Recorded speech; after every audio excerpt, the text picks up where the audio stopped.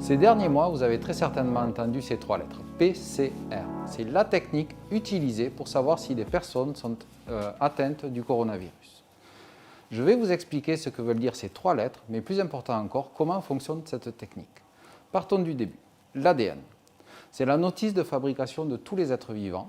Il est constitué de 4 briques, A, T, G et C, qui, mises les unes à la suite des autres, forment une très longue chaîne. Cet ADN est communément représenté sous la forme de cette double hélice, dans laquelle les A font face au T, les G au C. Et c'est cette propriété qui va être utilisée par la technique de PCR. Comment ça marche? On prend un échantillon dans lequel on recherche de l'ADN. On fait chauffer cet échantillon à 95 degrés pour déplier la double hélice d'ADN. Et ensuite, on va ajouter une amorce, un petit bout d'ADN qui va se coller à l'ADN que l'on recherche, tel un aimant.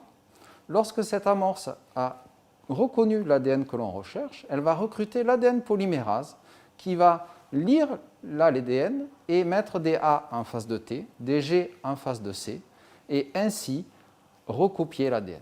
On avait une hélice, on passe à une double hélice. On a ainsi photocopié l'ADN par une réaction de polymérisation en chaîne, en anglais Polymerase Chain Reaction, PCR.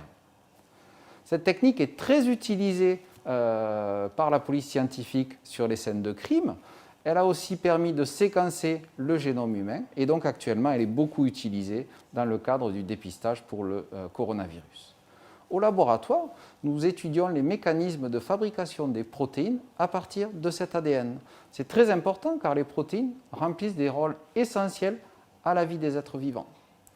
Il faut être capable de produire la bonne protéine au bon endroit et au bon moment. Et des erreurs dans l'ADN, des mutations, un A remplacé par un G, ou alors des problèmes de fabrication de ces protéines peuvent entraîner des maladies graves. En comprenant ainsi comment les protéines sont fabriquées, on peut espérer corriger certaines erreurs.